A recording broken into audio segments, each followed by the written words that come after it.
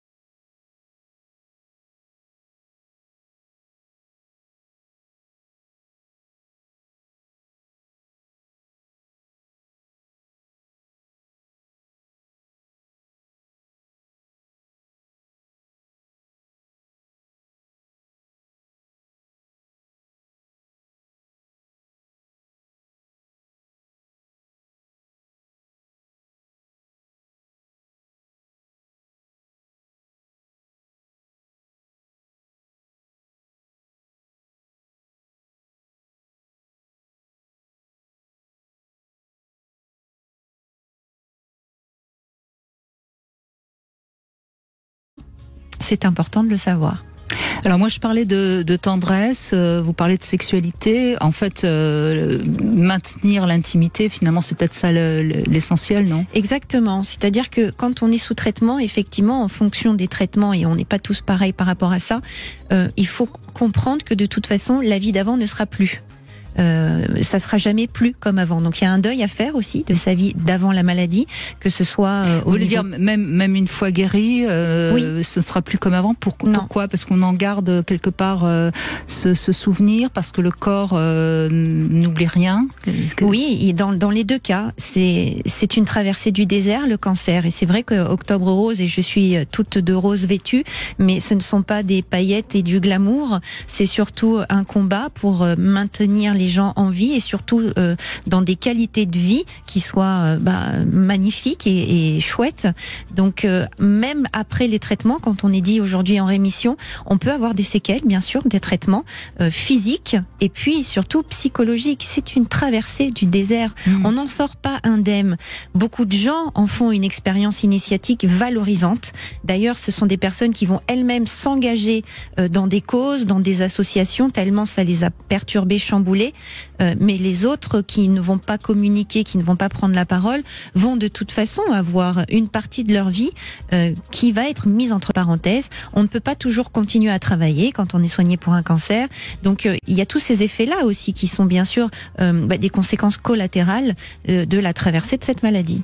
Alors bien sûr, on va avoir beaucoup d'appels malheureusement parce que ça touche énormément de monde. Je le disais, on est forcément tous touchés par le cancer puisqu'on a tous autour de nous des gens qui l'ont. Qu'est-ce que vous avez envie de dire à ceux qui nous écoutent et qui ne savent pas justement comment réagir face à quelqu'un qui annonce qu'il a le cancer? Je crois que la première chose à faire, c'est d'entendre et de ne pas avoir forcément de conseils ou de solutions.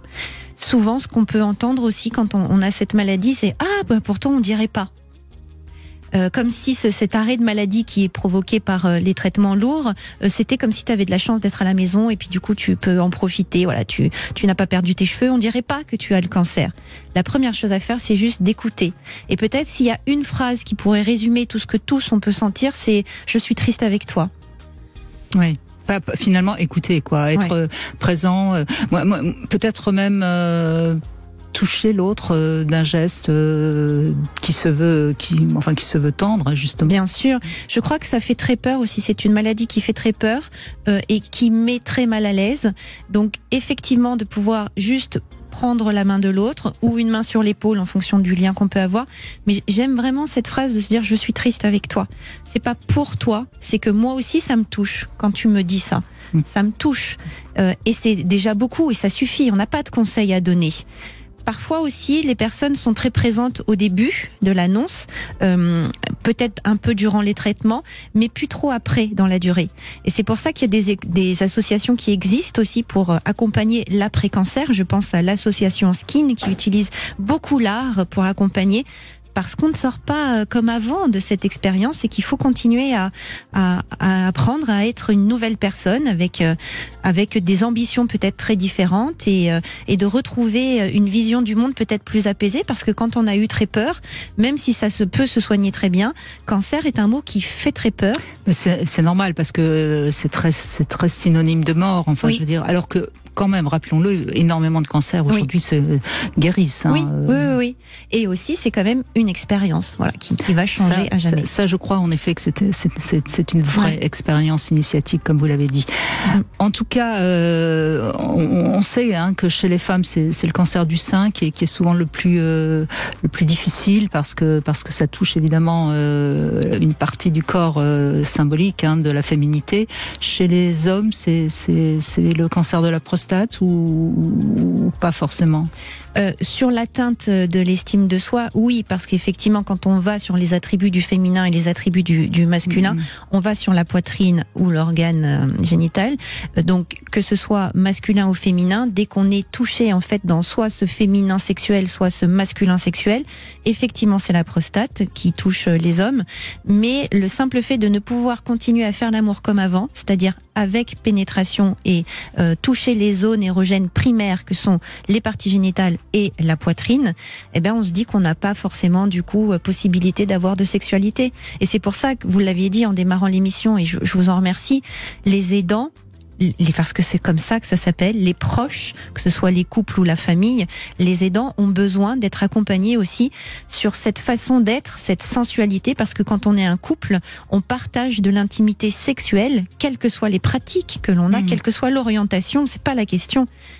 On a besoin de se dire, ok, on n'est pas obligé de tout mettre de côté. On se sent parfois coupable de pas être malade soi-même. On ne sait pas comment accompagner l'autre, et on oublie effectivement que les gestes, les attentions, la sensualité, la tendresse, jusqu'à la sexualité, ce sont des choses qui font du bien à tout le monde. Eh bien, on en parle justement avec Sandy Boulanger, notre aidante, et n'hésitez pas à nous rejoindre. Nous avons Aurélie qui va. 14h-16h, Brigitte Lahaie, Sud Radio.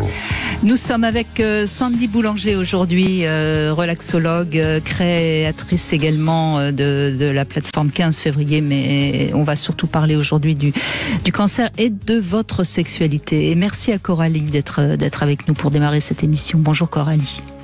Bonjour Brigitte, bonjour Sandy. Bonjour. Alors, vous êtes donc, comme on dit, en longue maladie, c'est ça ? Oui, tout à fait, oui. Depuis combien de temps? Alors depuis le mois d'avril, en fait c'est une récidive puisque bon j'ai déjà eu un premier cancer en 2001, donc cancer du sein bien sûr. Ouais. Donc j'avais eu chimio, rayons, curithérapie, écurage axillaire donc en avril 2001.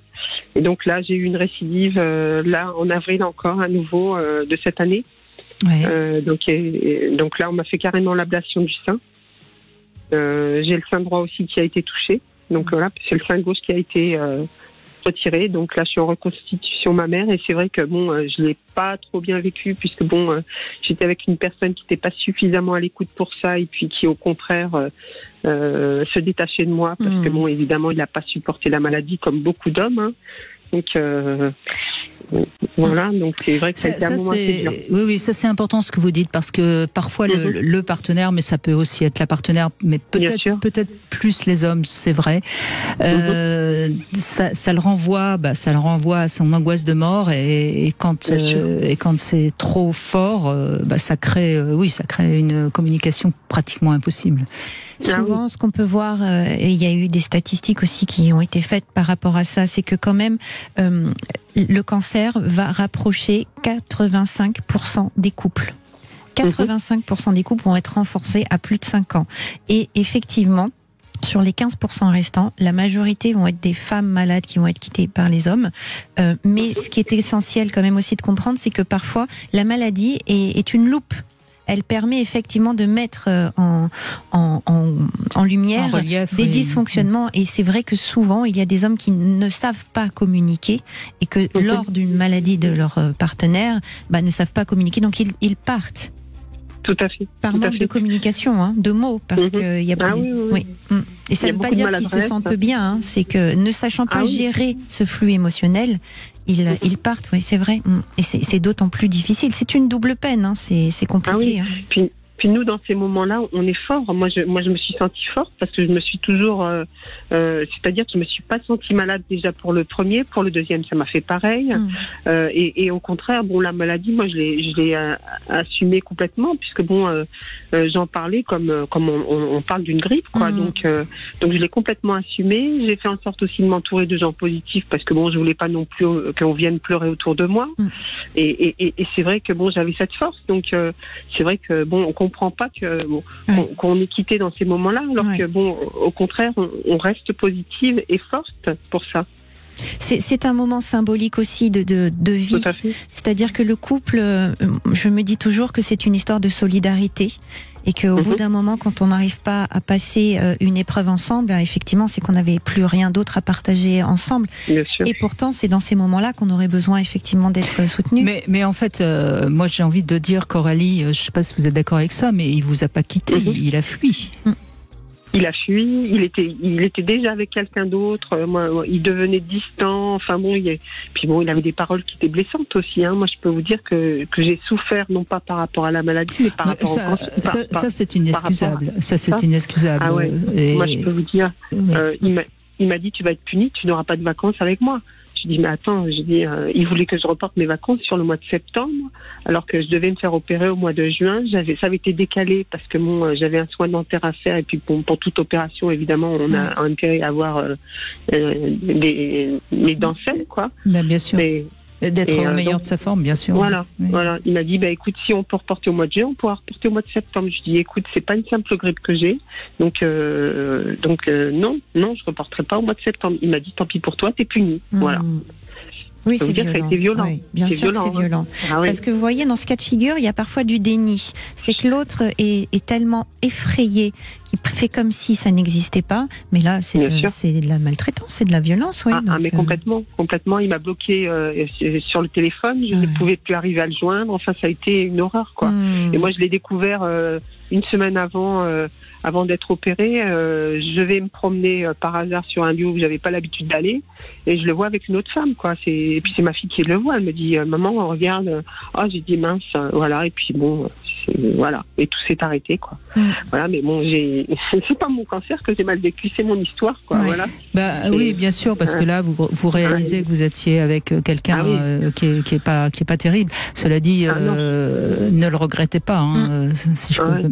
Mais enfin, en attendant, oui, c'est quand même, quoi qu'il en soit, c'est quand même une rupture avec ce que ça comporte de deuil à faire, et vous n'aviez pas besoin de ça à ce moment-là.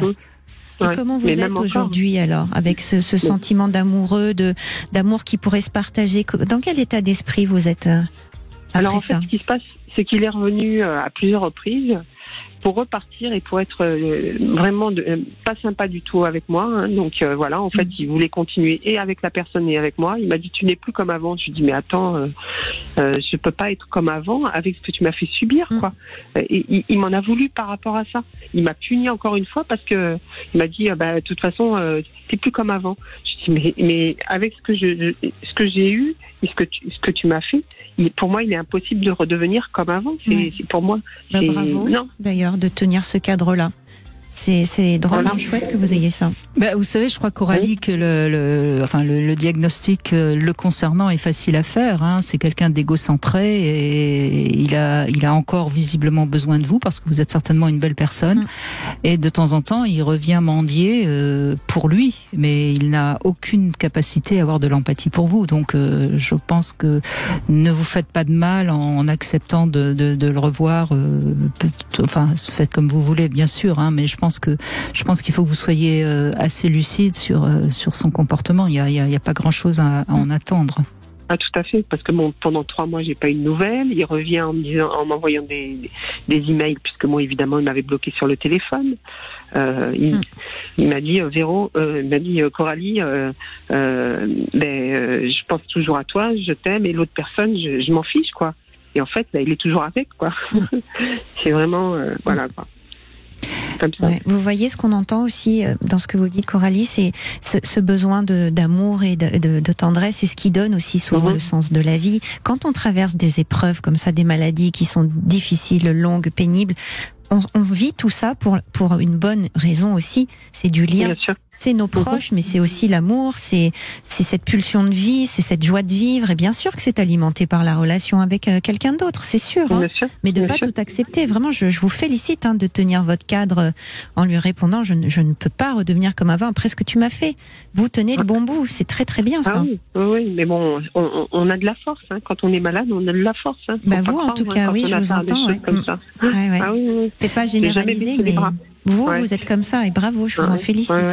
Mais j'avais déjà vécu ça pour mon premier cancer. On m'avait laissé aussi par rapport à ce que j'avais.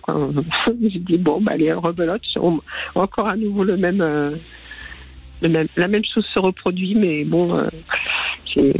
Mais vous n'êtes plus la même. Vous avez beaucoup grandi aussi depuis. Voilà, tout à fait. Et puis c'est pas une punition. Ce sont des expériences de vie. Vous n'avez rien fait pour mériter une rémission. Ce sont des expériences de vie, c'est vrai. En tout cas, occupez-vous de vous et aimez-vous, parce que je crois que c'est la seule belle personne que vous pouvez aimer, Coralie. Et puis, on vous souhaite, d'aller mieux, hein, Coralie. Et puis beaucoup d'amour. Merci beaucoup, Brigitte. Merci, Sandrine. Non, merci à vous d'avoir témoigné. On vous souhaite bon courage. 14h-16h, Brigitte Lahaie, Sud Radio. En ce mois d'octobre rose, nous évoquons le cancer et on va dire l'intimité. Je crois que c'est plus simple que la sexualité, où on sait très bien que c'est pas toujours facile. On en parle bien sûr avec Sandy Boulanger qui est avec nous, qui connaît bien le sujet, et c'est Selma qui nous rejoint sur Sud Radio. Bonjour Selma. Oui, bonjour. Bonjour à toutes les deux. Bonjour Selma. Merci d'être avec nous, de témoigner. Donc c'est l'année dernière que vous avez découvert que vous aviez un cancer, hein, c'est ça? Oui, c'est ça. J'ai fait un cancer d'anniversaire pour mes 48 ans. Cancer de l'amygdale, induit par le papillomavirus. Donc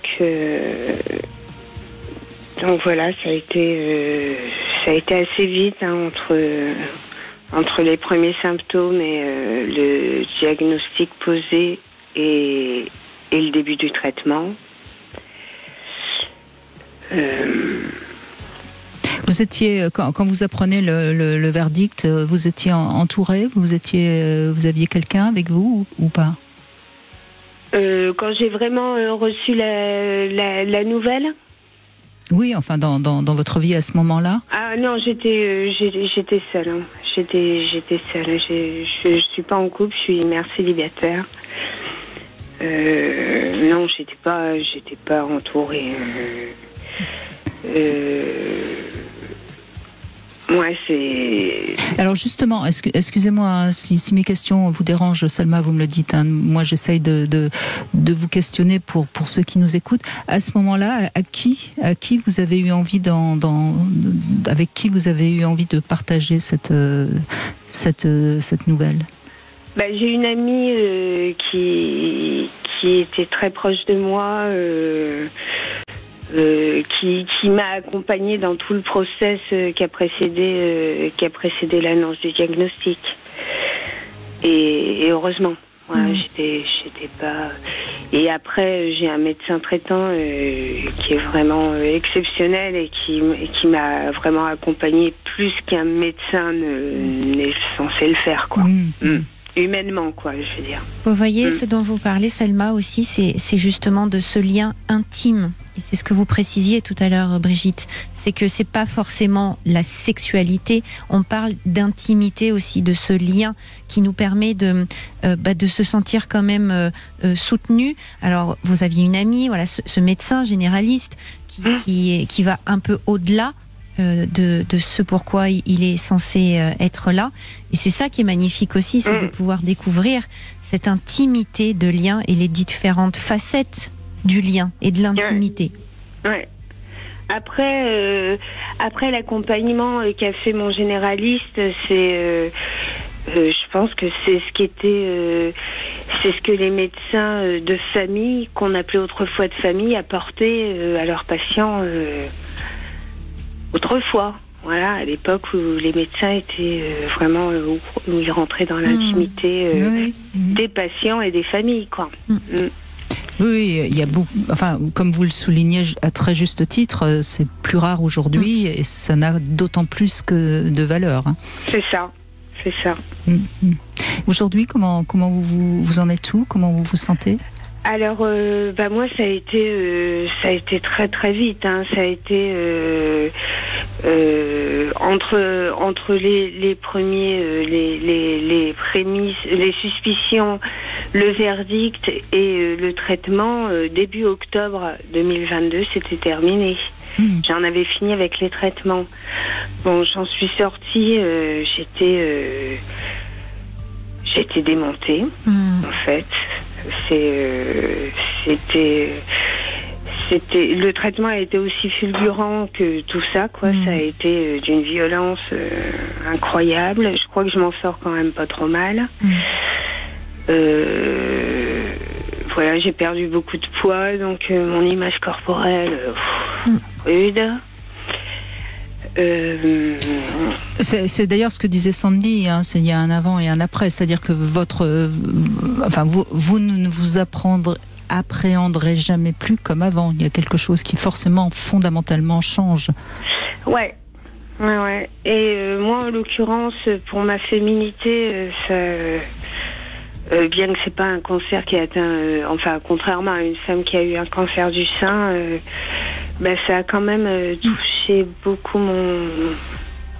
ma féminité. Bien sûr, l'image de vous, l'estime de vous et puis l'image de votre féminin, bien sûr. Parce que c'est vrai qu'on parle souvent du féminin et du sein, mais quand on traverse une maladie, qu'on perd du poids, qu'on est très fatigué, ça change aussi toute la relation que l'on a déjà avec soi et de l'image que l'on donne aux autres.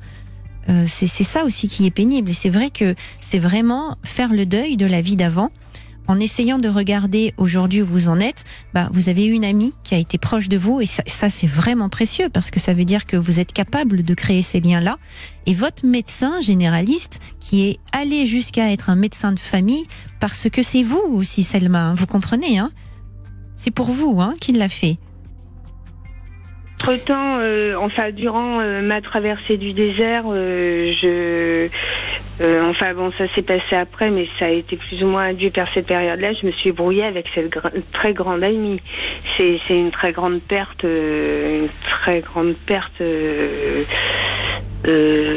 affective pour moi.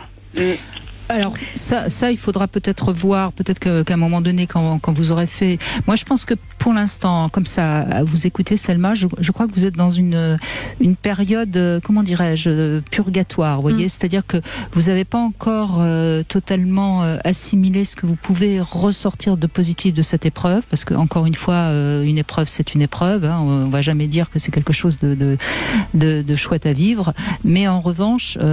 Quand on sort guéri de cette épreuve, on en a tiré quelque chose, et c'est ce que vous allez pouvoir en tirer. Il me semble que pour l'instant, c'est pas encore très clair pour vous, mais quand vous en sortirez, pourquoi ne pas à ce moment-là essayer de recontacter cet ami et faire la part des choses, parce qu'il y a certainement eu des non-dits, des moments difficiles qui se comprennent de part et d'autre, hein, encore une fois. Oui, bien sûr. Et puis ça a été tellement rapide et violent, c'est ce que vous exprimez. Hein. Je pense que effectivement vous avez besoin d'un temps d'infusion, de digestion de cette période qui a été un enchaînement d'une tornade. Et vous avez le droit de prendre un peu de temps pour intégrer tout ça, parce que ça a été beaucoup. Ben ouais, en fait vous savez, j'ai eu l'impression de tenir droit tout du long. Hein. Voilà, j'avais pas le choix, clairement, parce que j'ai 2 enfants petits qui ont besoin de moi. J'ai un enfant en plus en situation de handicap, donc il a fallu que je tienne debout. Hein, ça fait beaucoup, oui. Sur tous les fronts, quoi. Hein. Et je l'ai fait vaillamment, quoi. Mais c'est vrai qu'aujourd'hui, alors que j'étais quelqu'un d'hyper dynamique et tout ça, j'en avais toujours sous la semelle. Vous voyez, je suis plus cette personne-là. Ça va revenir, mais là, vous avez le contre-coup. Donc forcément, vous avez besoin de vous reposer. Et puis, petit à petit, vous allez réaliser que finalement, vous avez été plus forte que vous n'auriez pu l'imaginer. Et certainement, vous en tirerez quelque chose. C'est évident. Oui, je pense que... Là, prenez soin de vous, reposez-vous, et puis il faudra peut-être encore quelques mois, mais quelque part c'est pas grave. Vous savez, je crois que on a toujours l'impression que les choses vont vite, mais non. La compréhension psychique, personnelle, intérieure, elle met toujours un petit peu de temps après coup. Donc prenez votre temps. C'est ce que je crois que c'est ce que vous devez faire. Prenez votre temps et prenez du temps pour vous surtout. Ouais, je crois qu'effectivement c'est dans le flot du courant. Je veux dire, on n'a pas le temps de réfléchir et voilà. Et le mieux c'est d'y aller. Et là, finalement, c'est maintenant que tout est calmé. Oui, vous savez, ça me fait penser, puisqu'on en parle beaucoup en ce moment, ça me fait penser au GIGN. Vous savez, au moment de l'attaque, toute l'énergie, toute l'adrénaline est là, et puis après il y a un contre-coup de fatigue. Ouais, c'est ça. C'est vrai. C'est exactement ce que vous nous racontez. Bien sûr. Et puis vous savez, Selma, cette expérience, souvent quand même, elle permet de se dire que jusqu'alors on était vraiment une guerrière, et que peut-être qu'à partir de maintenant, on n'est pas obligé de vivre armé, mais bien outillé, et que vous tiendrez tout autant la route en étant puissante. Oui, ça c'est quelque chose que j'ai compris, avec et qui m'a été dit par un autre médecin qui fait de la médecine holistique et qui m'a dit que c'était peut-être en partie la raison de mon cancer, quoi. De mettre ça vous verrez le sens que vous y mettez, vous. C'est à vous d'y mettre le sens surtout. Mais en même temps, vous écoutez ce qu'on vous dit et puis vous ferez le tri. En tout cas, merci de votre témoignage, Selma. Oui. Moi, je voulais demander quelque chose à Sandy, parce que donc comme j'ai 48 ans, maintenant j'en ai 49, donc j'étais encore réglée lors de avant le traitement. Ça s'est arrêté avec la perte de poids. Hein. J'ai perdu beaucoup de poids et je suis assez menue déjà, donc mes règles se sont arrêtées pendant le traitement. Là, j'ai repris un peu de poids. Je suis quasi à mon poids de forme, mais j'ai pas eu de retour de mes cycles. Et j'ai eu une visite chez la gynéco qui m'a dit que, apparemment, elle a fait une échographie. Apparemment, j'ai encore quelques cartouches à tirer, mais rien ne revient. Mais vous voyez, c'est une intégration aussi du processus de tout ce que votre corps a vécu. Ça va revenir effectivement parce que vous n'avez pas eu de ménopause chimique précoce. Mais par contre, ça a perturbé votre cycle. Ça reviendra effectivement, et puis ça vous permettra après d'aller vers une ménopause plus sereine. Donc continuez à bien vous faire suivre et effectivement écouter votre gynécologue. C'est pas culpabilisant non plus. C'est pas parce que vous n'avez pas de règles que vous n'êtes pas une femme. C'est que vous avez votre corps qui est fatigué, qui est en train de se reposer, de se remettre en route. De toute façon, la perte de poids souvent va avoir une influence sur l'arrêt des règles. Donc c'est peut-être tout bêtement ça. Et puis ça montre bien qu'il est pour l'instant vous êtes en pause, si je puis dire. Ouais, mais là il se trouve que j'ai eu quand même quelques amants quand même de temps en temps j'ai repris un petit peu de vie sexuelle. J'ai plus de libido beaucoup, mais j'ai de la sécheresse vaginale, un peu le truc dont on parle lors de la ménopause. Oui, alors non, c'est souvent la conséquence des traitements. Il faut surtout bien hydrater avec un gel lubrifiant à base d'eau. Il faut en essayer peut-être, c'est pas ça dépend de chacune, mais ne laissez surtout pas cette sécheresse vaginale. Hydratez-vous, parlez-en avec votre gynécologue. Elle peut vous faire des traitements aussi en amont préventifs avec des ovules qui permettent de bien hydrater en amont, mais ne laissez surtout pas de douleur installée en pensant que c'est dans votre tête, ça va revenir. C'est pas une histoire de préménopause non plus. Voilà, c'est la conséquence des traitements, ça va revenir, mais en attendant, il faut effectivement bien hydrater. Voilà Selma, merci beaucoup. Merci à vous. On continue avec Sandrine qui va répondre à 3 questions intimes et qui pourra en poser une à Sandy Boulanger ensuite. Bonjour Sandrine. Bonjour. Alors quelle note vous donnez à votre corps ? Ça, c'est une sacrée question quand même. Moi aussi, ça m'a estomaqué. Ben oui, mais moi non plus. Il faut bien que j'arrive à vous surprendre encore. Et toujours, d'ailleurs. Sur 10, quelle note vous lui donnez ? Sur 10, ah non, si je dis 5, ça le fait pas. Allez, 6 au moins. Au moins. 6, 7. 7, super. Ouais. Je prends 7. Allez. Est-ce que vous êtes capable de faire l'amour sans sentiment ? Oui. C'est très bien. Et 3e question. Si je vous demandais quel est votre type d'homme, qu'est-ce que vous me diriez ? Un type d'homme, si un type d'homme, ce serait grand, fort, l'homme parfait. C'est très compliqué ça à gérer. J'aime bien. D'accord. Bon courage pour le trouver.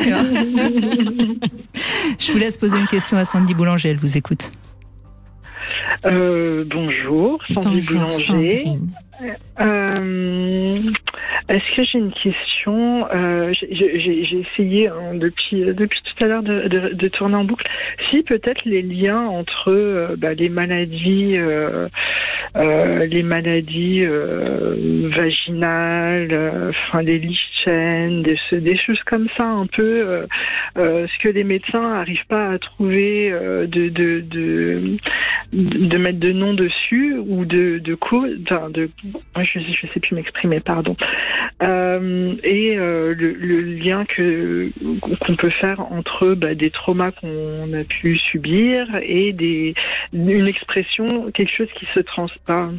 Oui, je crois que Sandy a compris votre question. Oui. Alors, je ne suis pas autant experte que Michel Odoul sur la question, mais pour travailler avec de nombreux partenaires médicaux, dont gynécologues, sur la somatisation, puisque je suis somatothérapeute, il y a effectivement une partie somatique, c'est-à-dire que c'est le corps aussi qui réagit à quelque chose de l'ordre de la psyché, Mais j'ai envie de dire que c'est pas toujours le point d'origine, et c'est pour ça que c'est important d'avoir une médecine allopathique aussi. Mais de toute façon, les expériences physiques que l'on vit vont venir impacter notre corps. Et effectivement, quand on travaille sur les deux tableaux, même si on ne sait pas trop encore ce que c'est pour ça que je travaille beaucoup avec les gynécologues, c'est que ça permet d'évoluer aussi sur ce terrain physiologique et puis sur ce terrain psychique et la façon dont on va pouvoir envisager son corps. Et avant toute amélioration, c'est comment vivre avec les douleurs vulvaires ou les vestibulites. Enfin, aujourd'hui, la santé de la femme est en train de se développer parce que ça n'a pas été le cas pendant très longtemps. Et donc, on va de plus en plus prendre en compte ce genre de maladies, de troubles, de douleurs, de difficultés, et on apprend aussi à pouvoir accompagner ces obstacles-là dans notre vie sexuelle, puisqu'on a compris que les femmes aimaient tout autant la sexualité que les hommes, donc on n'était pas obligé juste de subir tout ça. Donc la somatique, bien sûr, est un point important à prendre en compte pour pouvoir continuer à évoluer. Évoluer, d'ailleurs, Sandrine, ça ne veut pas dire que ça va vers le haut, hein. Ça peut aller vers le bas. C'est pour ça qu'il faut rester attentif à pouvoir diriger son évolution. Voilà la réponse de Sandy. Merci Sandrine, merci beaucoup. On fait une petite pause, on se retrouve avec vous bien sûr sur Sud Radio 0826 300 300. À tout de suite. 14h-16h, Brigitte Lahaie, Sud Radio. Sandy Boulanger est avec nous. Vous travaillez beaucoup avec donc des personnes atteintes d'un cancer. On profite de ce mois d'octobre rose pour évoquer ce sujet, pour justement en parler, vous écouter, parce que vos témoignages vont peut-être faire écho à certaines personnes qui écoutent. Et c'est un peu notre manière de faire une chaîne de solidarité. C'est Daniel qui est avec nous. Bonjour Daniel, merci de prendre la parole. Bonjour Brigitte et bonjour Sandy. Bonjour si je me trompe pas de prénom. Non, vous vous trompez pas. Voilà. Donc non, c'était pour vous parler de ce qui arrivait à ma tante, c'est-à-dire mon oncle qui a eu un vaste cancer d'abord de la gorge parce que c'était un VRP, donc un gros fumeur et un gros buveur pendant des années, qui s'est généralisé. Elle a assumé tout de A à Z et dans la foulée, ma cousine, donc la fille de mon oncle et de ma tante, cancer des ovaires. Voilà, c'était pour à peu près vous expliquer la situation. D'accord, donc elle déclenche un cancer des ovaires après son père, donc si je comprends bien. Voilà. Son père, il en est où là ? Il est mort à 66 ans. Il est mort maintenant, il y a, que je vous dise pas d'ânerie, il est mort un an avant mon père, donc il est mort en 2018. D'accord. Et son cancer se déclenche combien de temps après de votre cousine ? De ma cousine, 6 mois plus tard. C'est fulgurant, quoi. C'est impressionnant. Donc elle avait déjà des problèmes, je ne sais pas si c'est dû à ça, elle avait déjà des problèmes, comment je pourrais dire ça en étant bienveillant, psychosomatiques, où elle a fait quelques allers-retours dans des hôpitaux psychiatriques et le fait que son père meure, ça l'a déglingué. Oui, mais c'est un peu c'est un petit peu comme ça intuitivement ce que personnellement j'aurais eu envie de dire, c'est que c'est un choc de toute façon de voir son père malade, de le voir mourir, et on sait que, encore une fois, des cellules cancéreuses on en fabrique tous, notre système immunitaire fonctionne plutôt bien et les élimine au fur et à mesure, mais si on est particulièrement atteint par des épreuves de la vie, et les épreuves de la vie on en a tous, on peut à ce moment-là en effet déclencher un cancer. Je suppose que c'était un peu votre analyse. Voilà, et surtout que en fait ce qui s'est passé, c'est que 6 mois avant que mon oncle ne décède, les médecins avaient annoncé que ça y est, ils avaient jugulé le cancer, et 6 mois plus tard, on nous dit ah non, en fait il y a des cellules cancéreuses qui se sont mises dans le sternum et ça devient un cancer généralisé. Donc ça a pris tout le monde de court. Ouais. C'est vrai. Je sais pas si vous voyez. Oui, je vois bien complètement. Ça, oui, parce que on est tous tombés à la renverse. Vous voyez, c'est une maladie qui est complexe et on a beau la maîtriser à un endroit, effectivement, il se peut qu'elle vienne à un autre endroit. Donc voilà, il y a un cancer primitif qui est le premier, et puis parfois il y a des migrations effectivement, et bien sûr que c'est archi choquant et c'est pas une erreur médicale, c'est voilà, encore une fois, ce sont des expériences de vie qui sont vraiment choquantes et traumatisantes, hein, c'est sûr. Et c'est ça. Et juste, je voulais rajouter là-dessus, par contre, j'ai vu le comportement de ma tante, donc la femme de votre oncle, oui. De mon oncle, qui est la petite sœur de mon père, qui lui aussi, paix à son âme, est retourné vers notre Seigneur. Et ben, elle a assumé de A à Z. Elle a assumé de A à Z et je trouve, comparé à ce que j'ai entendu avant, où une dame disait que son mari l'a larguée comme une vieille pièce toute rouillée, et ben ma tante, elle a assumé de A à Z. Vous voyez ce que je veux dire ? Ce qui est quand même la majorité des cas, hein, d'après ce que vous disiez, Sandy. 85% des couples sont renforcés, ouais. À 5 ans. Voilà, c'est ça. Et je voulais bien rebondir là-dessus. Par contre, mon oncle, il savait qu'il allait mourir et il m'a convoqué moi tout seul parce que en fait, je suis le. Après, ça va peut-être vous faire vieillot ce que je vais vous raconter, mais je suis le dernier qui porte le nom de famille. Bah non, ça a du sens, bien sûr. Voilà. Il y a une transmission, bien sûr. Exactement. Et je suis le seul de ma famille qui ait fait l'armée. Donc en plus, je suis un vrai homme, quoi. C'est pour ça que je vous le disais que ça allait vous faire un peu vieillot, mais non, on va dire que symboliquement votre virilité est là, quoi. Et qu'est-ce que vous avez ressenti vous justement quand il vous a convoqué ? Eh ben justement, j'ai eu une petite peur. Et puis après, il m'a dit attention, j'ai quelque chose à te demander, et il appuyait sur le bouton qu'il avait au niveau de la gorge. Je sais pas si vous voyez, on lui avait fait un trou dans la gorge. Ben oui, le cancer de la gorge, c'est difficile. Oui. Et donc j'avais du mal à le comprendre, mais cette fois-là, je l'ai compris parfaitement. Et il m'a dit, je compte sur toi pour aider ta tante quand je serai plus là. Et c'est ce que je fais à chaque fois. Je lui fais plein de réparations chez elle. Et le seul paiement que je lui demande, c'est de me préparer un repas et qu'on mange ensemble. C'est beau ce que vous racontez, parce qu'encore une fois, vous voyez, je crois qu'on ne le dira jamais assez, surtout en ce moment où on est dans une période un peu complexe, difficile. Le lien humain, c'est ce qu'il y a de plus beau et de plus fort finalement. Et vous voyez, Daniel, vous êtes effectivement dans cet archétype du masculin viril, dernier du nom, qui a fait l'armée, et vous avez à cœur de donner cette intimité à votre tante. C'est très beau. C'est très beau, c'est une belle vulnérabilité. Ça ne veut pas dire que c'est une faiblesse. Ça veut dire que c'est vraiment placé chez vous de l'ordre de cette possibilité d'être vraiment en lien avec vous. C'est très beau. C'est tout pour ma famille, moi. C'est comme ça. Et en plus, c'était la seule tante qui m'a jamais tapé dessus quand j'étais petit.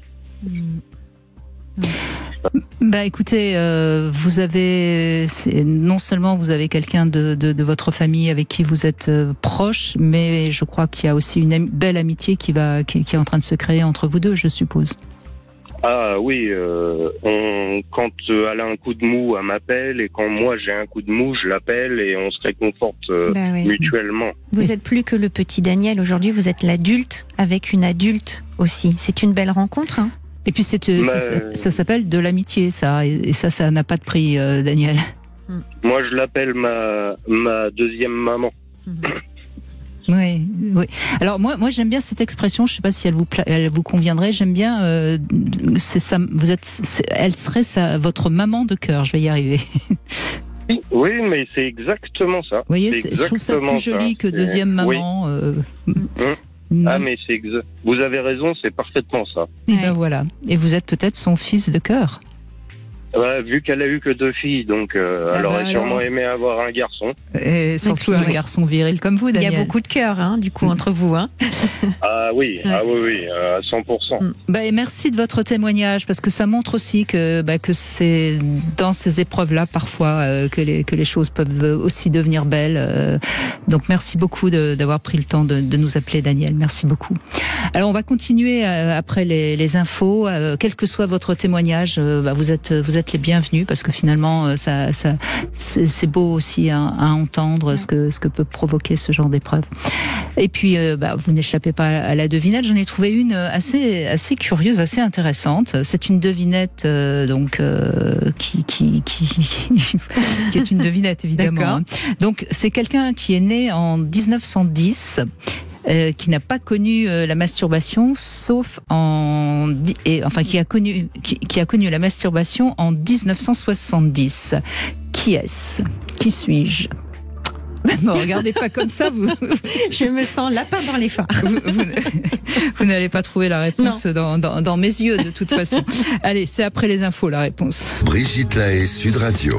Sandy Boulanger est avec nous, relaxologue, sexothérapeute. Vous travaillez également aussi avec les personnes en fin de vie, mais aussi les personnes qui sont atteintes de cancer, parce qu'elles ne sont pas toutes, heureusement, en fin de vie. C'est important de le rappeler. La majorité des gens aujourd'hui guérissent d'un cancer, évidemment.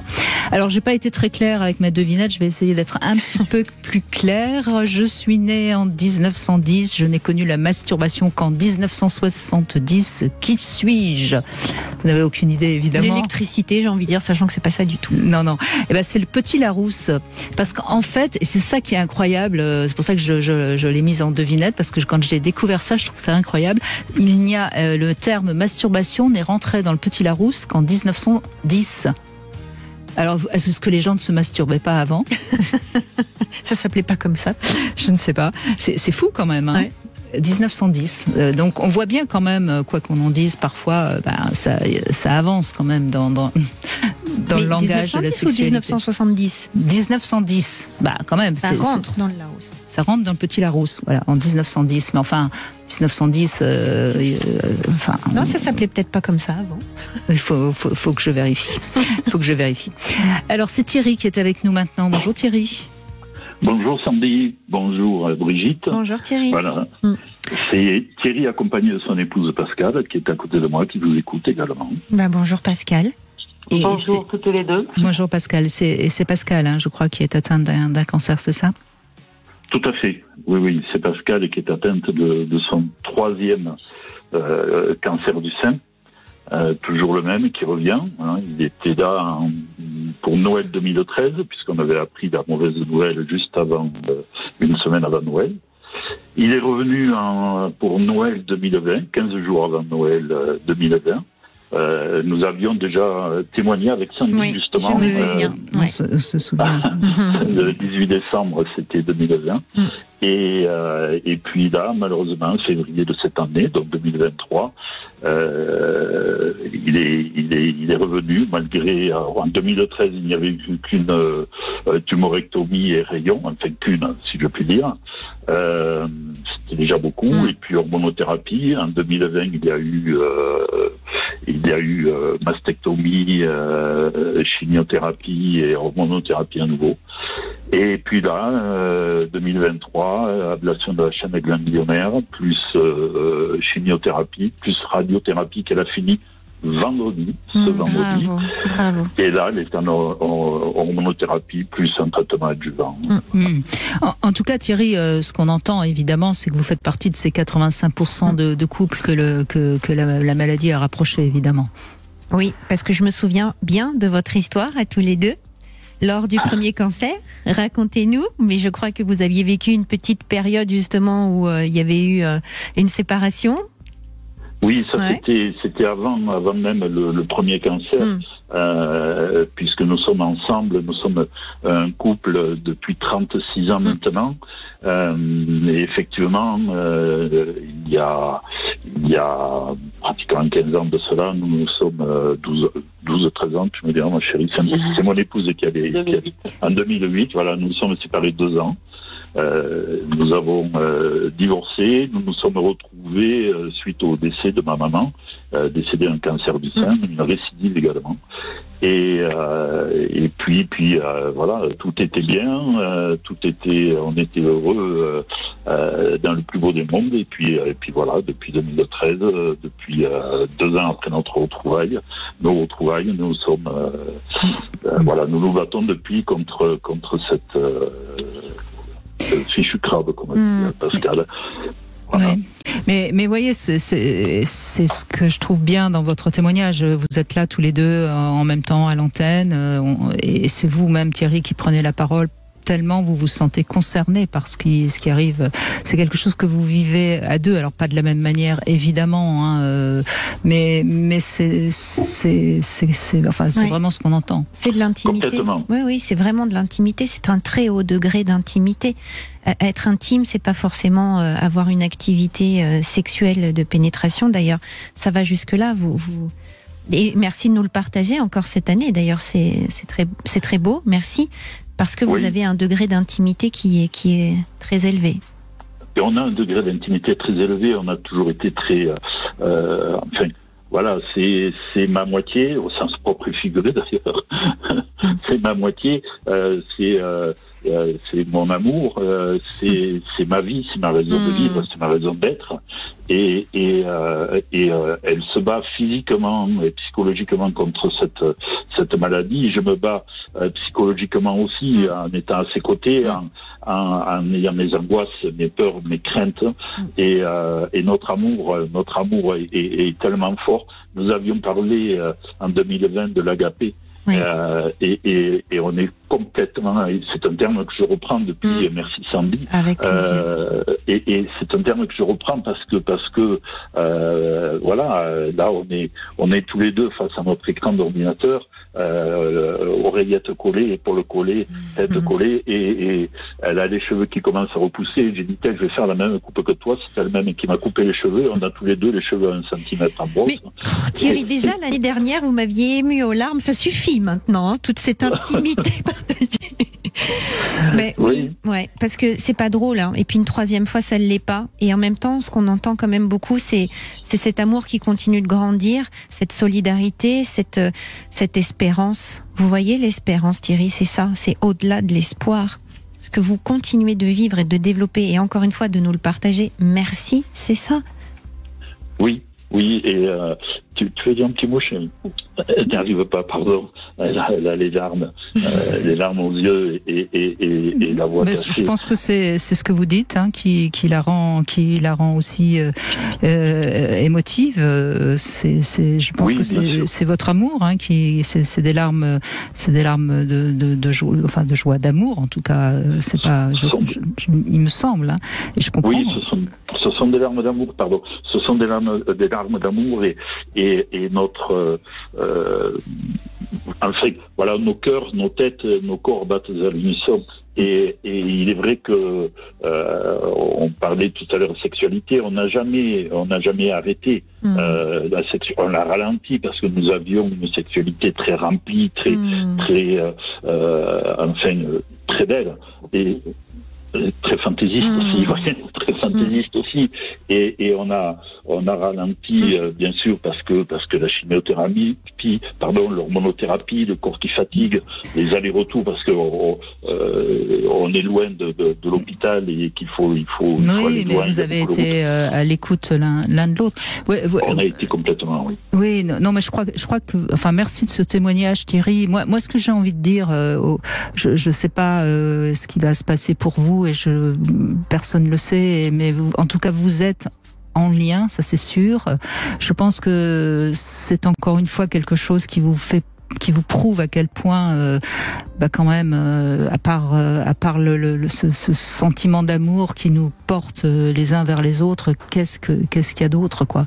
Et j'en profite pour dire à tous ceux qui nous écoutent, qui ne sont peut-être pas, qui j'espère aussi ne sont pas touchés par le cancer, eh bien, aimez-vous, quoi. Attendez pas qu'il faille une épreuve de cet ordre-là pour pouvoir, comme le dit si joliment Thierry, prouver l'amour que vous avez pour votre partenaire. Voilà. Oui, c'est absolument important de dire. Nous, on n'a pas attendu la maladie pour se. Non, je sais. On n'a pas attendu la maladie pour voilà, j'ai fait 59 ans hier. Et pourtant, 36 ans de vie commune, et on se serre dans les bras, on se touche, on se caresse, on s'aime, et on se le dit, et on se le prouve, et on se le montre. Elle, comme moi, elle a beaucoup d'amour pour moi, et j'en ai beaucoup pour elle, et même si elles disent mon corps a changé, je ne m'aime pas, c'est normal, c'est complètement normal. On a eu une discussion juste avant l'émission tout à l'heure là-dessus, et je lui dis, mais tu es belle, tu es belle à mes yeux, mais tu es belle, il faut que tu sois belle aux tiens, à tes yeux également.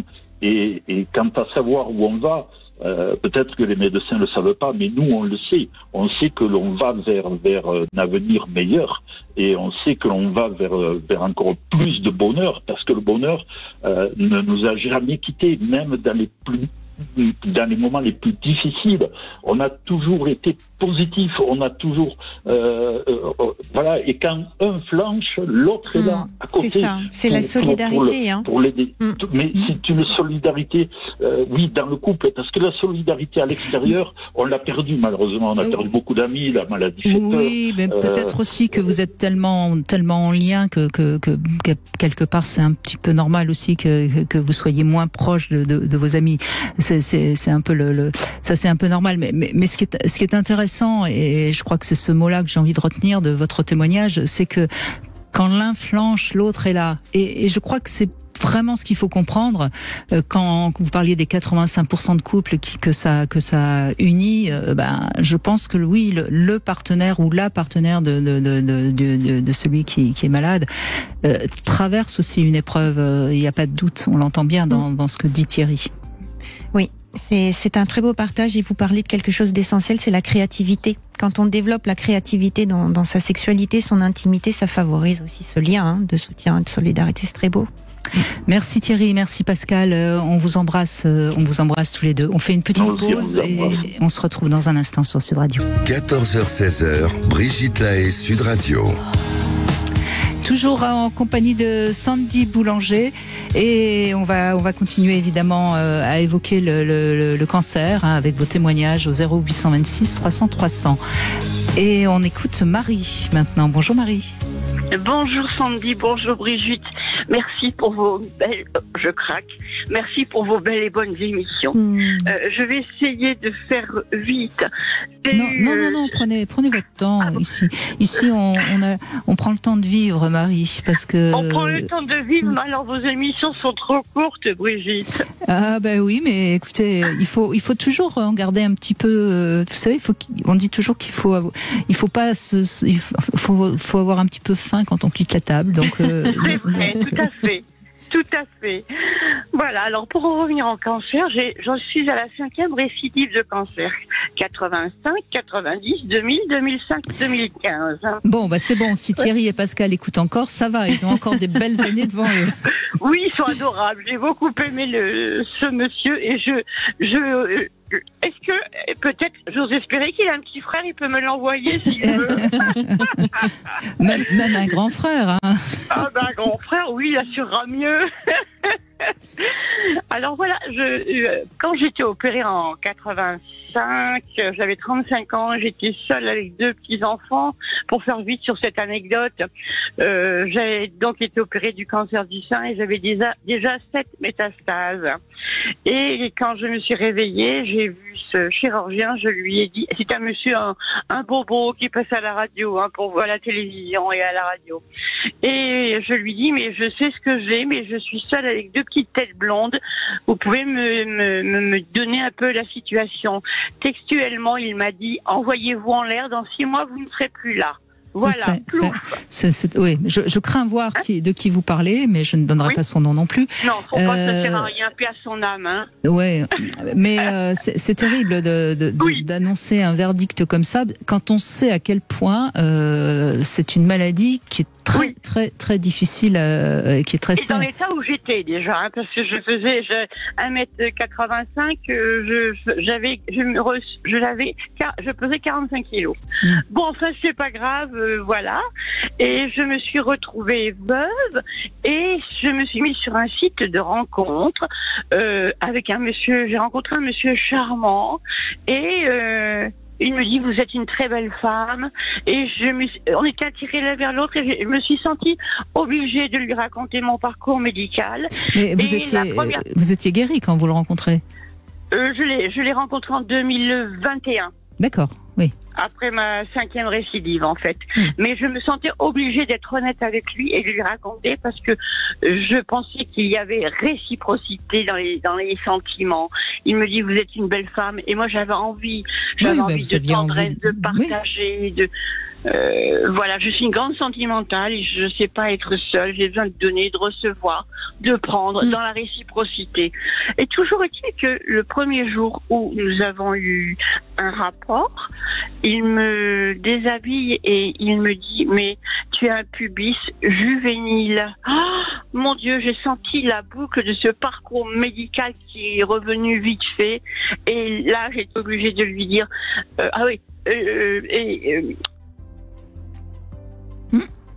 j'aime les poils. Bah désolée, j'en avais plus. Je me suis sentie obligée de lui dire, oui, il y a eu de la radiothérapie sur les ovaires. Voilà la raison. Et je me suis sentie, vous savez, comme ce petit oiseau, ce petit moineau qui tombe du nid tout nu, sans plumes. Je me suis sentie comme ça. Bon, bref. Et alors c'était maladroit, mais bon, il avait peut-être pas, enfin, il connaît pas non plus tous les effets de la chimio etc. Et puis, du coup, il y a des hommes qui aiment quand il n'y a pas de pilosité, puis d'autres qui n'aiment pas et qui au contraire ont besoin d'une pilosité. Donc ça, c'était peut-être pas tant par rapport à votre parcours médical que dans son monde érotique. Mais c'était maladroit. J'ai failli lui dire, écoute, la prochaine fois, je mettrai une perruque. Non, mais il a été surpris, parce que ça peut surprendre, c'est tout. Mais je comprends que ça vous ait touché et blessé. Ça c'est autre chose. Alors toutes les semaines, il m'appelle, il prend de mes nouvelles. J'ai envie de le retrouver, mais je crois que je ne pourrai plus. Ah, il y a quelque chose qui est blessé chez vous dans l'accueil que vous avez pu recevoir jusque-là, en fait. Peut-être ce serait intéressant d'en reparler avec lui aussi, parce que s'il vous envoie des messages, c'est que lui, il est toujours dans l'envie d'être en lien avec vous. Être en lien, mais plus de rapport, plus de sentiments. Je ne t'aime pas, il m'a dit comme toi tu m'aimes. J'ai dit, mais à quel point tu sais comment je t'aime, tu sais pas. Tu sais pas. De toute façon, même, moi je crois qu'il faudrait arrêter de dire on s'aime comme ci, comme ça. De toute façon, on aime toujours différemment l'un de l'autre. Donc, c'est pas une question de quantité, c'est une question de fonctionnement. Vous êtes une grande sentimentale, vous l'avez dit, et c'est peut-être ça qui l'inquiète, et c'est pour ça qu'il se protège en vous disant je ne t'aime pas comme tu m'aimes. Mais en fait, c'est une une protection. En tout cas, c'est une protection. C'est une protection parce qu'il se sent un peu envahi par votre sentimentalité. Mais ça veut dire que ça ne le laisse pas non plus complètement indifférent.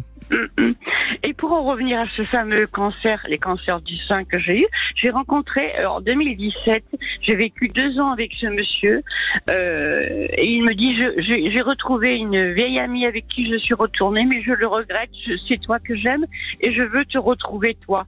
Donc nous avons beaucoup échangé par SMS, je lui envoie des messages WhatsApp, il les lit, je l'appelle, mais il ne me répond plus, et il m'a annoncé en octobre 2021 qu'il avait un cancer de la prostate, et il me dit mais je ne suis plus un homme. Mais j'ai dit mais tu sais, pour moi un homme c'est pas parce qu'il est bandant qu'il est systématiquement un homme. Pour moi un homme c'est son ensemble, ce qu'il est, ce qu'il vaut, ce qu'il donne, ce qu'il prend, ce qu'il sait donner, ce qu'il sait recevoir. C'est tout un ensemble pour moi. Et je lui dis regarde, tu n'as pas fait de réflexion, de remarques à propos de mes seins. Tu les as caressés normalement. Et j'ai du mal par rapport à ça parce que je voudrais tellement l'aider, mais je ne suis plus un homme. Et je ne sais pas comment m'y prendre pour le retrouver. J'ai envie de le retrouver. Servez-vous de l'humour. Moi, à votre place, je dirais, écoute, ça tombe bien. En ce moment, j'ai envie d'essayer avec une femme. Vous voyez, vraiment, Brigitte. non, mais je veux dire, vous lui envoyez ce message-là, vous lui dites, écoute, en ce moment j'ai envie d'essayer autre chose, donc ça tombe bien. Et puis voilà, essayez un peu l'humour. Il faut, vous savez, sa réponse montre à quel point il est touché par son cancer de la prostate. Donc il faut mettre un peu d'humour, un peu de légèreté pour arriver à ce qu'il ait la possibilité de vous revoir. Enfin, en tout cas, c'est le conseil que je vous donnerai. Merci Marie, en tout cas, pour ce joli témoignage. Merci. C'est moi qui vous remercie infiniment. On fait une petite pause, on se retrouve avec le Love Conseil du jour et justement, on va parler des peurs et de l'amour. À tout de suite. Brigitte Lahaie, Sud Radio, le Love Conseil. Eh bien, Sandy Boulanger, j'ai trouvé ce Love Conseil tout à fait en corrélation avec l'émission d'aujourd'hui. La peur et l'amour. C'est une psy qui est américaine et qui a évoqué ce concept. Il n'y aurait que deux émotions essentielles qui nous traversent tout le temps, l'amour et la peur. Et c'est vrai que de toutes les émotions positives naissent de l'amour et de toutes les émotions négatives naissent de la peur. En fait, c'est un peu ce qu'elle dit. Et je trouve ça assez juste. Alors de l'amour va germer la joie, la paix, la générosité, etc.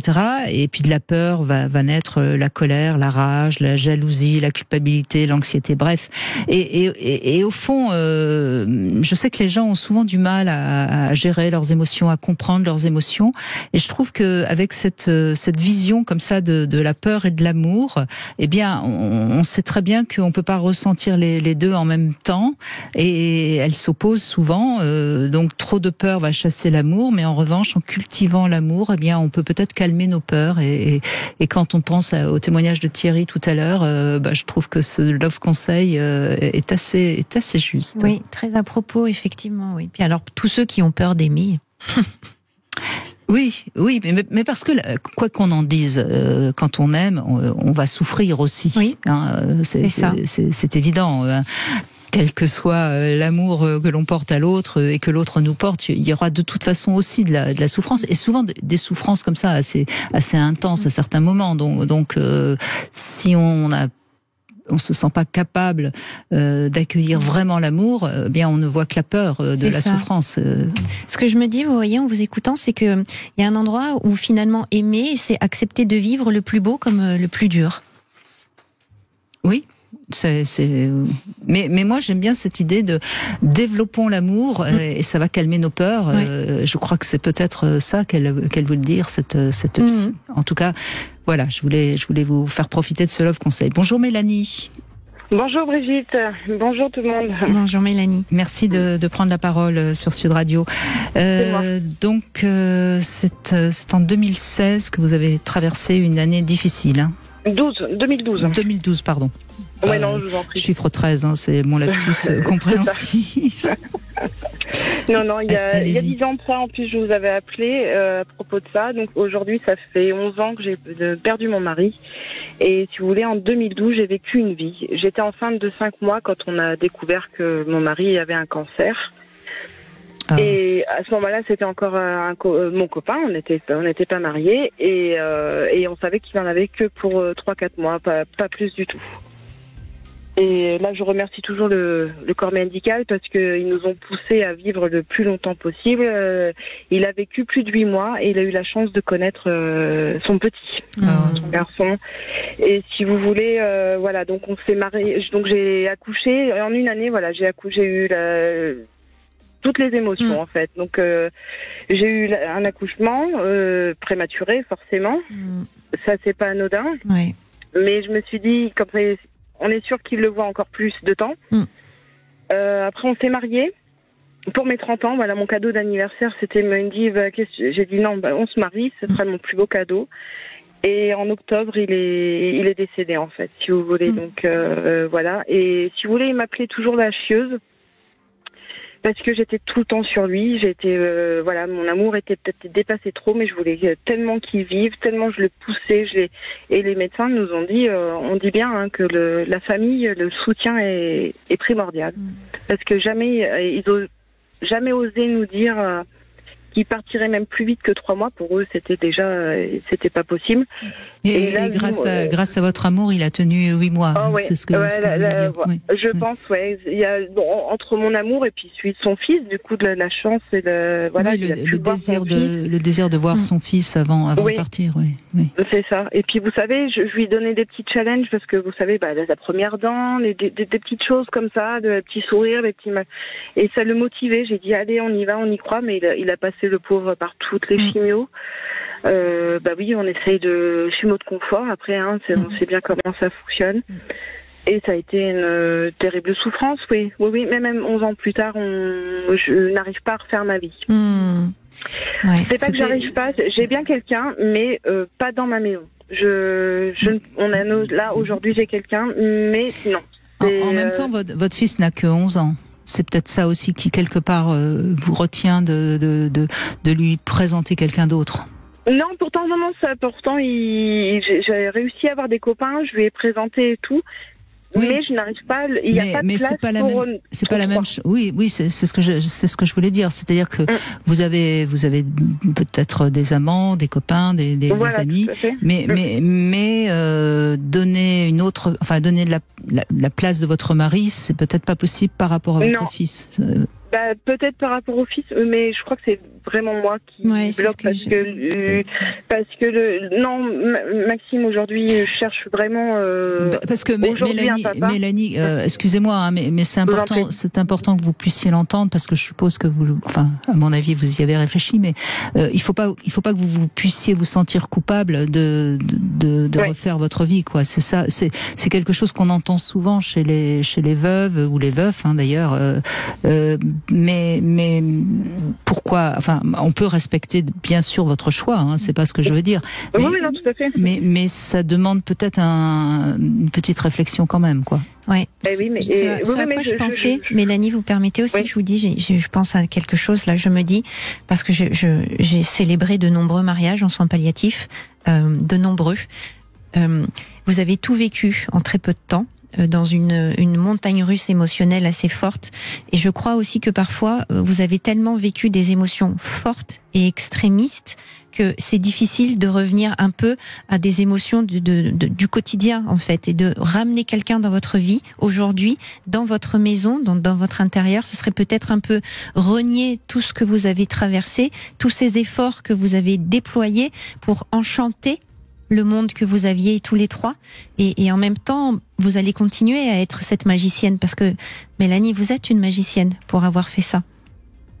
Mais c'est ce qu'on me dit, mais je me dis pourtant quand on aime la personne, quand on est fort, quoi. Je veux dire, on n'a pas le choix.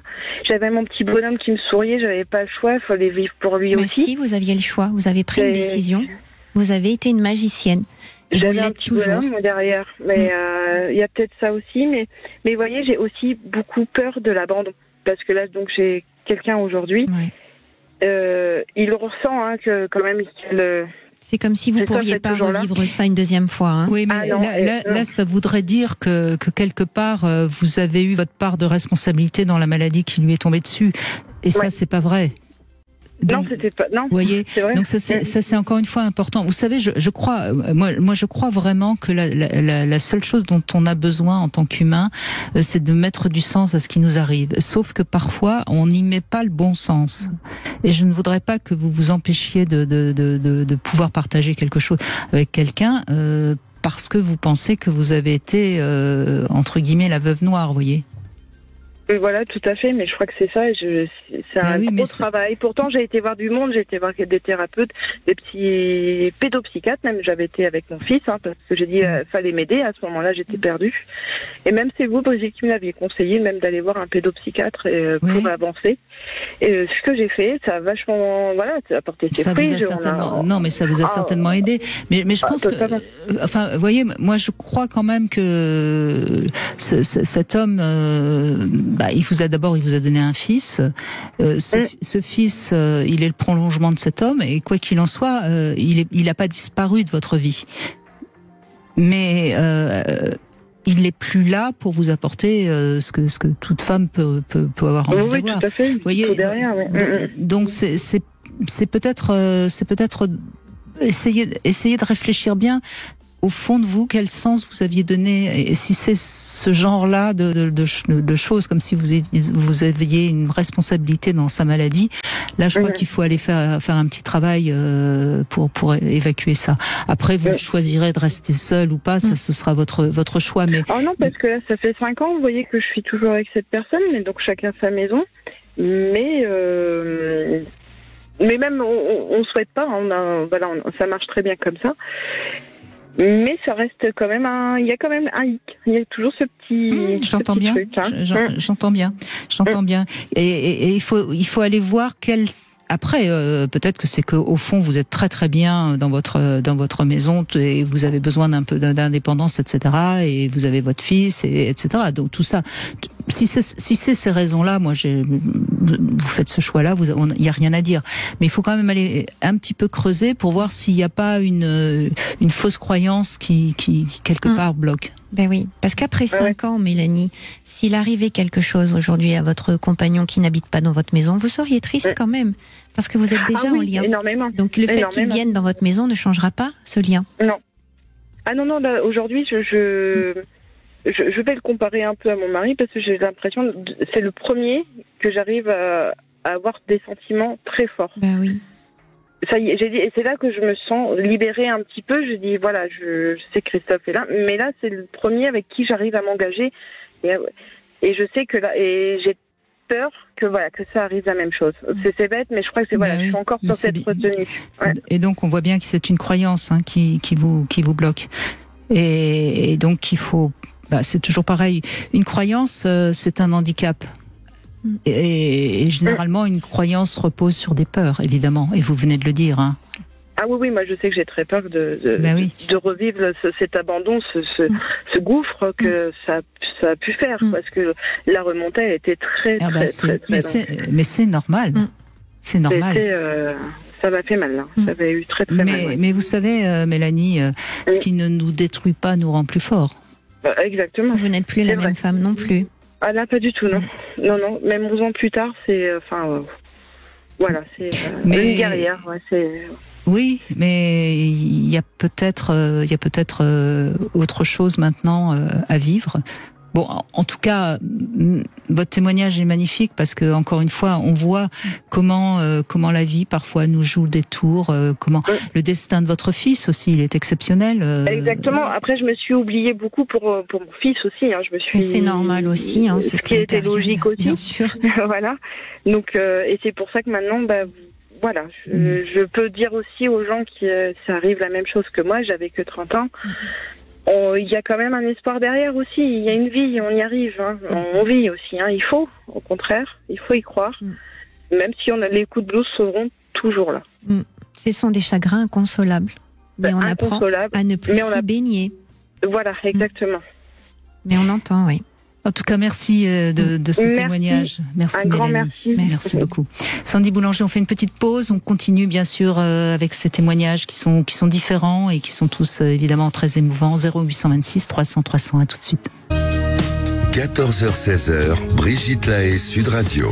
Avec Sandy Boulanger qui a eu envie qu'on aborde ce sujet en ce mois d'octobre rose. On a évoqué différents points hein, et on voit bien que ce sont toujours des moments de vie qui nous changent, qui nous bouleversent, qui nous marquent à jamais. Et on va conclure avec Pierre qui nous rejoint. Bonjour Pierre. Bonjour Brigitte, bonjour Sandy. Bonjour Pierre. Ravi de vous avoir. Mais nous aussi. On vous écoute, Pierre. Alors, en fait, le cancer, moi, j'y ai été confronté donc dans ma famille, et spécialement auprès de mon la maman de mes enfants, mon ex-femme. C'est un cancer du sein qui s'est déclaré, en fait, je dirais, quand les temps ont commencé à être un peu difficiles entre nous. Donc, je veux dire, ça s'est fait, je dirais, 1 an et demi, grosso modo, avant notre séparation. C'est là que le cancer, en fait, s'est déclaré. Et vous aviez déjà envisagé de vous séparer, j'imagine, quand... Non, du tout. Non, du tout. Du tout. C'était juste, c'était compliqué, mais on gérait. En fait, pour rester ensemble pour les enfants aussi, je pense. Et voilà, aussi peut-être un petit côté religieux également. Voilà, du fait qu'on voulait pas se séparer. Bon, après, c'est devenu vraiment compliqué, donc on a fait le pas. Pour notre bien d'ailleurs, à tous les deux, parce que maintenant, ça se passe très très bien. Et donc oui, en fait, ce cancer s'est déclaré à ce moment-là. Alors je suis intimement lié qu'il y a vraiment un lien entre le déclenchement de ce cancer et la situation qu'il y avait entre nous. Voilà. Après, ce qui a été relativement difficile à gérer, c'est qu'en fait, elle n'a pas voulu que je sois associé en fait au traitement du cancer. Et donc, elle voulait pas que je sache où elle était soignée, ni quoi que ce soit. Donc pour moi, c'était très compliqué à vivre. J'ai pas réussi à tenir, puisqu'en fait, j'ai appelé tous les hôpitaux, je dirais à peu près 50 km à la ronde autour de chez moi, pour savoir Qu'est-ce que vous ressentiez justement à ce moment-là? On entend bien, hein, donc votre couple n'allait pas très bien. Elle vous met à distance dans son épreuve. Qu'est-ce que vous avez ressenti au fond? Alors, beaucoup d'impuissance. Parce qu'en fait, moi je suis pas médecin, donc je pouvais strictement rien faire. Elle vous a puni en quelque sorte en vous montrant à quel point vous ne serviez à rien. J'avais pas vu ça comme ça, mais carrément. Là, vous aviez raison. Excusez-moi, Pierre. Brigitte. Ben oui. Ouais. Et bon, du coup, j'ai fini par c'était aussi une manière de comment dirais-je, de mettre vraiment en place la rupture. Hein. Oui. C'est possible. Parce que alors c'est vrai qu'elle est en parallèle, même les problèmes que l'on pouvait rencontrer dans notre couple, il fallait jamais en parler à qui que ce soit. Donc c'était très compliqué pour moi. Parce que bon, moi, j'aime pas rester dans mon coin et si les gens peuvent m'aider pour essayer de gérer un problème, j'aime bien profiter de la vie des autres, que ce soit des professionnels ou des amis qui ont déjà vécu ça. Et là, c'est vrai que ça a été vraiment très très compliqué à gérer. Ouais, que j'étais vraiment impuissant. Elle a beaucoup d'amour propre, j'imagine, votre ex. Oui. Oui. Vous voyez, merci d'ailleurs de votre témoignage, parce que dans les 15% des couples qui divorcent, on dit toujours voilà que c'est l'homme le salaud qui se barre. Mais ce dont on ne prend pas en compte aussi dans les statistiques, c'est que parfois aussi c'est la femme qui crée l'isolement et l'exclusion pour que la séparation arrive. Donc c'est pour ça que je disais tout à l'heure que la maladie peut amener au divorce, mais parce qu'il y avait des choses avant. C'était pas forcément la maladie. Ça peut l'être, mais la majeure partie des cas, c'est ça, c'est qu'il y a d'abord des choses qui ne vont plus, qui dysfonctionnent, et la maladie est un accélérateur en fait de la séparation. Et vous avez vraiment vécu ça en étant exclu, hein. C'est exactement ça. Voilà, c'est vrai que je pense que effectivement le cancer a été oui, une conséquence. Hein. C'est pas un élément déclencheur, mais vraiment la conséquence de ce que vous avez repris. Hein. Il y avait un malaise, et le cancer s'est déclenché à cause de ça. Comme un signal d'alerte, en fait, peut-être. Je sais pas si je peux dire ça. Alors ça, vous savez, je crois que c'est comme ça que vous l'interprétez vous, mais surtout ne vous sentez pas coupable. Non. Ouais. Aujourd'hui, non, je me sens plus coupable. À l'époque, quand je l'ai vécu, c'était.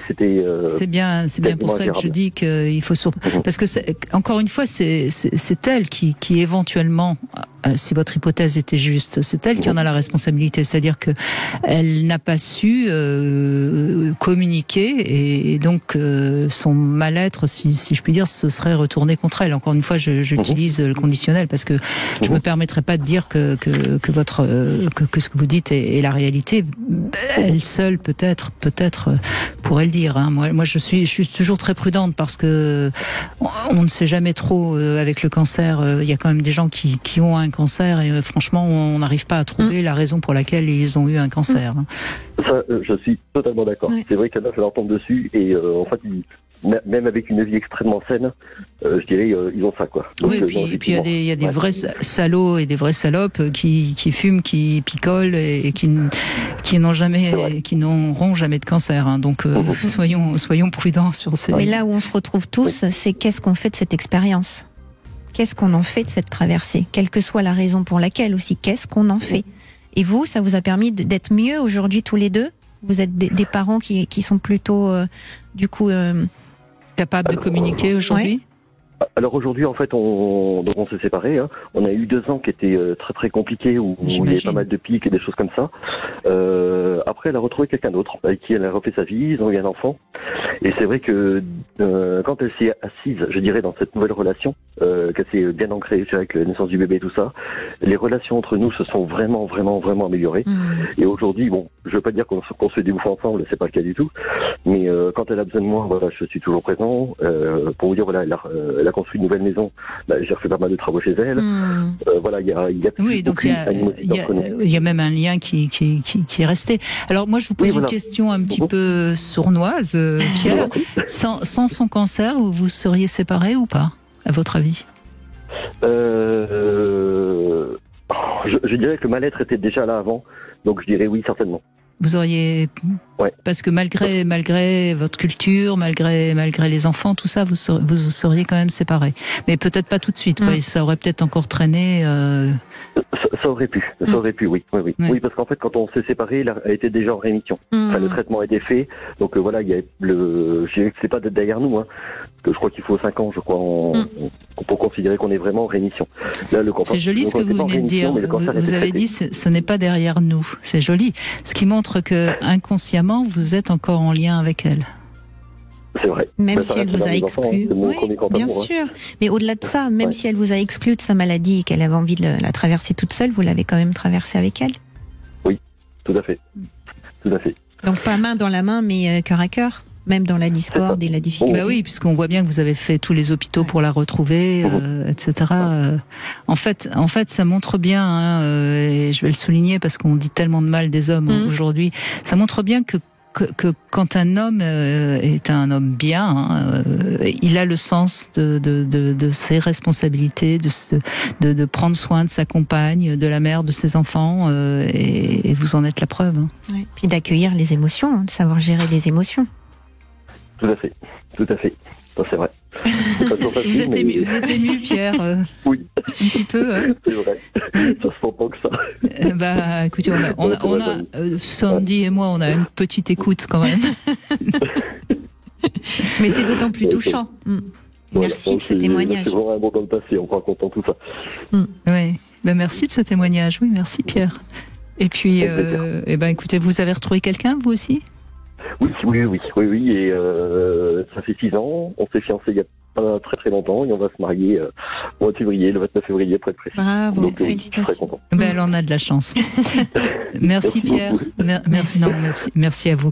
Oui, joli témoignage aussi, différent, hein, comme quoi, et c'est pas mal parce que on disait au début que c'est souvent les hommes qui partent, et puis oui, je vous disais, on ne sait pas pourquoi. Et c'est vrai que parfois la femme peut être dans un climat d'hostilité en étant vraiment très dur et hostile pour que l'homme puisse partir aussi. Enfin, vous voyez, c'est très différent. Mais c'est comme avec la dépression. Parfois, ça finit par une rupture, mais c'est celui ou celle qui est dépressive qui provoque la rupture tellement elle a donc ne jugeons pas trop vite. Ne jugeons pas, de toute façon. Ouais. Toujours la même chose. En tout cas, merci beaucoup Sandy Boulanger. C'était important d'aborder ce sujet en ce mois d'octobre rose. Je précise d'ailleurs que mercredi, avec Philippe Arlin, on évoquera les seins des femmes, justement. On en parlera. Il y a tellement de choses à dire sur les seins, entre celles qui n'aiment pas leurs seins, celles qui ont besoin d'être caressées, celles qui ne veulent plus être caressées après l'allaitement. Enfin bref, on parlera de tout ça avec Philippe Arlin mercredi. Et puis demain, on sera avec Vincent Hupertan. On va parler de... tiens, justement, ça plaira sans doute à Daniel, notre homme viril qui témoignait tout à l'heure.